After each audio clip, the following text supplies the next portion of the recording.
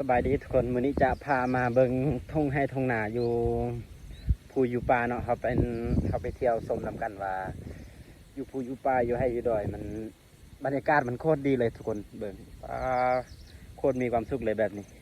ใช้ชีวิตแบบพอเพียงมีเงินพอใช้พอจ่ายแล้วก็เขาไปหาความสุขแบบนี้เอาทุกคนนี่บึดดึงเขาก็ไปสู่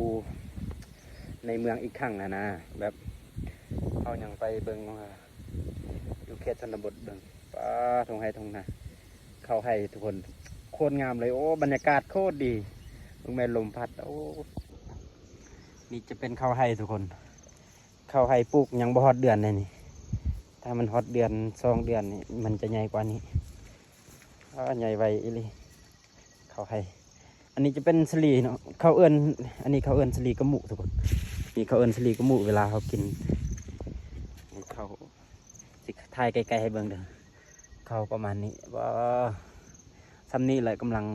งามทุกคนมีความสุขเลยเห็นเขาแบบนี้เขาให้แบบอากาศก็ดีดีแห้งอากาศคือแบบเบาบ่ได้อะนะแบบมันบู๊ว่าสิว่าเป็นแนวแต่นะเนี่ยทางนี้ก็เป็นให้เป็นนาหมดเนี่ยทางนี้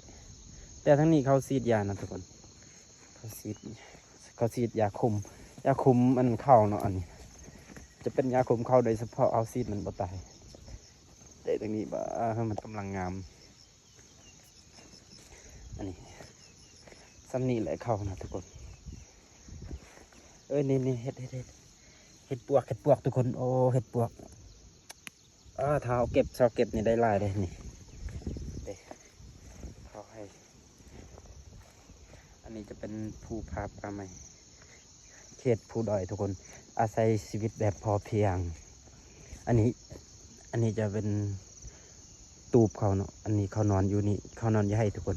นี่จะเป็นภูเป็นป่าแต่ว่าเขานอนอยู่นี่เขานอนแบบมันใกล้บ้านใกล้เมืองเขามานอนอยู่นี่เฮ็ดให้เอ็ดนานี่ให้เอ็ดนาแถวนี้นอนแถวนี้เอ็ดให้เอ็ดนาเราจะไปเบิ่งนั่นจะไปเป็นตูบที่เขาพักจะไปเบิ่งอันนี้มันยังตรงว่าโอ้เห็ดอันนี้เห็ดยังทุกคนเป็นกินอยู่บ่เห็ดอันนี้นี่จิสุมือไก่อันเป็นเห็ดเบื่อเนาะนี่ไปเอาไปเบิ่งเขาให้อันนี้จะเป็นเขตภูดอยเขตอันนี้เป็นผักที่เขาปลูกไว้เวลาแกงกินเห็ดใส่ยังก็ได้เขาให้อันนี้เอาสักไปแล้วเดี๋ยวนี้ออกแล้วทุกคนมันกำลังออกเหลื่อมงามแล้วตอนนี้จะดึงมันใหญ่แล้วเขาก็ซีดยา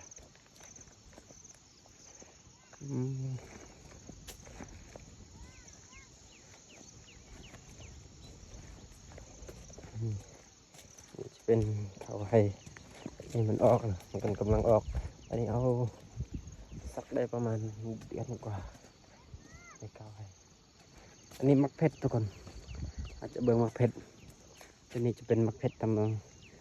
แบบปลอดสารพิษอันนั้นมีมักเพชรมักเขือมักเพชรบ่มีปุ๋ยบ่มียังอันนี้สามารถเอากินได้ปลอดสารพิษอีหลีปลอดสารพิษแท้ๆเลยเด็กมักเพชรธรรมชาติโอ้เป็นมากบักหลายๆทุกคนเลยอันนี้จะเป็นข้าวไห่พุ่นปลอดฝาพุ่นโอ้อันนี้มันไปออกบันนี้ย้อนมันมีนำมันพองนำอันนี้บอนห้วยลงมาพี่ไทยไอ้ทุกคนเบิ่งสวนไห่เขาลำพุนพูนก็เป็นไห่เป็นปลาหมดนะเขตชนบทเขตภูดอยอันนี้นะสำหรับใครที่อยากมาเที่ยวชมก็มาเบิ่งเขตบรรยากาศแบบนี้ได้มันออกบันนี้ยันเป็นห้องนำเลยออกนี่จะเป็นอันนี้ก็เป็นนี่ในมะเพ็ดคือเก่าอันนี้ให้มา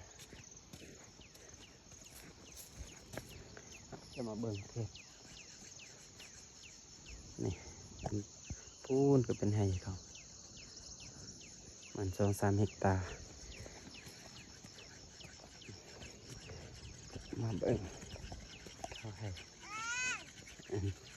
เบิ่งกอก